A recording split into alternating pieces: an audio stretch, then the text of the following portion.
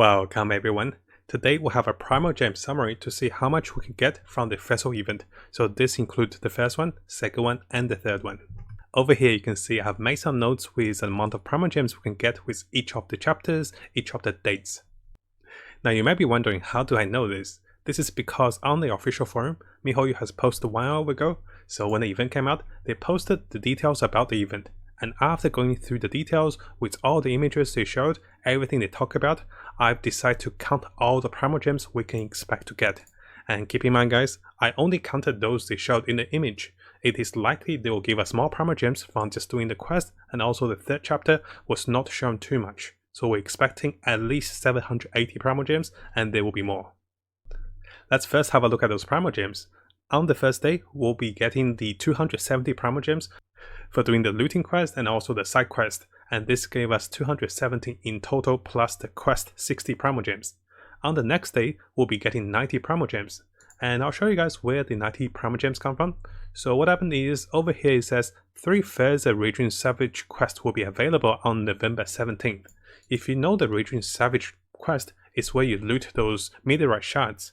Now in the previous video we talked about there is a bug, or there's a situation if you teleport away from the zone, you no longer can loot them over 7. And I also was looking at different reports by the Chinese forum. People said the game has a bug, you can't loot more than 7. If you didn't loot more than 7, if you fly away, this disappears. People are saying likely after tomorrow those zones will come back. So maybe if we wait for tomorrow guys, those zones will come back so we don't lose the ones we missed out. Next up, the second chapter will open up on the 18th of November, and this will give us 120 Primogems and 180 Primogems, and very possibly we're getting more Primogems. So let's go through the second zone. What happens on the second zone is that you will be identifying locations across the map which you can go and fight the monsters. Those are still open world fighting, those are not co-op, so those are single player fighting. What's going to happen is you get choices of fighting 3 different levels of monsters from 15, 25 and 35 depending on your world level. So this is a lower world level. If we defeat the opponents during this stage, where opponents also have elemental resistance as the place buffs them, so by defeating them you have a choice of looting the materials that is available.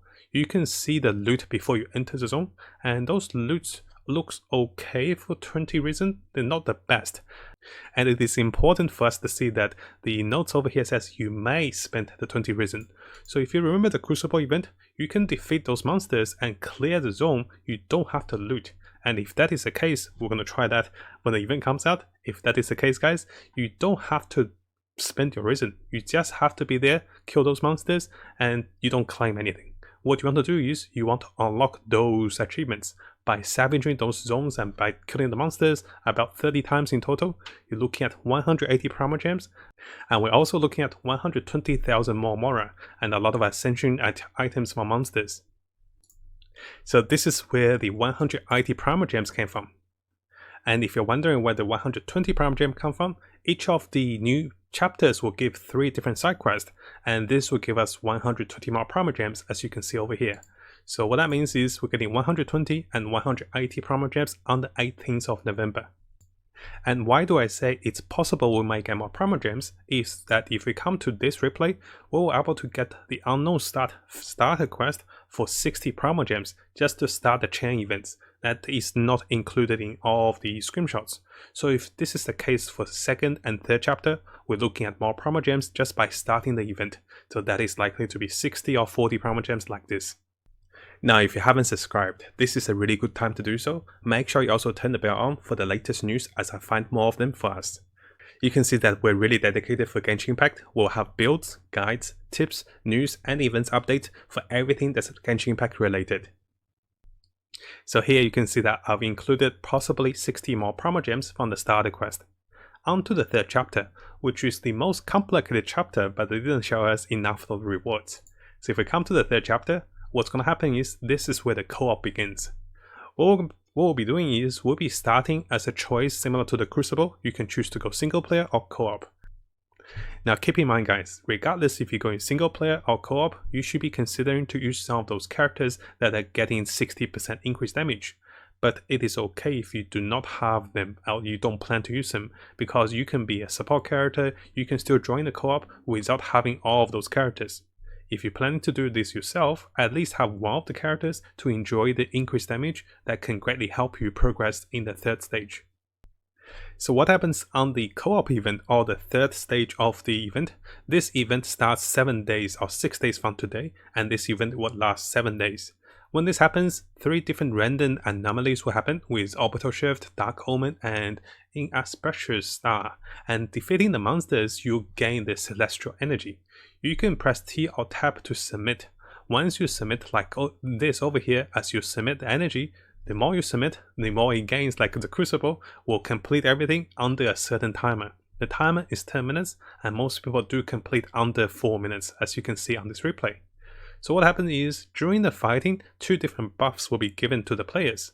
One of the players will be given the Heroic Starburst. What that means is, he or she will increase the attack of the party members next to him and himself for attack damage. So he should be killing monsters. The second buff is going to be the Fused Starburst. When this happens, the player and those around him can increase the submission time or the speed. So you can submit your energy faster to, finish the event faster. When that happens, make sure you group together and submit your energy together for faster efficiency. Now, it is important to notice that the second chapter requires 20 reason if you're planning to loot, and the loots are over here. The loots don't look very good because the loots are giving the 3-star Fading Star Might, which are the 3-star items that doesn't really give us anything too special from the game. But if we come over here for the third chapter, which we spent 40 reason to get the items, what we'll be looking for is we'll be getting the Adventure Experience, Companion Experience, and 38 of those purple items. What those items are using for are the Star Essence. Those can be exchanged for the talent books. Those can also be exchanged for this item, the Crown of Sagefood. This is the first time we ever get this item in the game, guys. So make sure you obtain this. It says the limited duration event reward.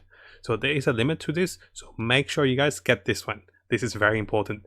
So those purple items, the Star Essence, are definitely worth the 40 reason to at least get the crown. After that, if you need the books, you can consider going for them as well. Now you can see that when the Star of Destiny event comes out, what's going to happen is we're going to be available to get Vessel, because this is when we complete the Star of Destiny reward.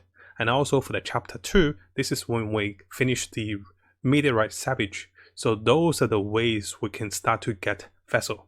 And also if we complete the Fallen Star challenge, as we go through the more chapters, we can start to get the Vessel. So until the final chapter opens, we cannot finish Star of Destiny. So wait for the final chapter, then we try to get Vessel together. We can also see that during those posts, we did not see a lot of the Primogem rewards similar to the chapter 2. It is very likely there are Primogem rewards on the chapter 3, but it is not shown over here. Even if that is not shown, what we're guaranteed to get is 780 Primogems, that's guaranteed from the post and also from the game. And after that, we're expecting at least 60 more per quest of the starter quest, so that's another 120. That goes to 900 Primogems. I'm expecting at least another 150 or 100 from the third chapter, because if you look at the first 2 chapters, they're giving a bit. So the second chapter is giving 180, I'm expecting at least 100 from the third chapter. So in total, guys, we're expecting 1000 Primogems, with a guarantee of 780 Primogems to be collected from this event. And also free Vessel, and also a crown, and lots of good stuff. So let me know what you think about the event, and if you have any questions on the event, I'll be looking forward to make guides as the event comes live. I'll be there for you guys. As soon as I can post them, I'll have the guides ready. Now, if you found this video helpful, make sure you subscribe and also turn the little bell on for the latest news. I'll be looking towards to make more builds, guides, tips, and news and event updates for us as we come further into the game. And as always, I wish you guys the best of luck with Skytrain and have the most fun in exploring this wonderful world.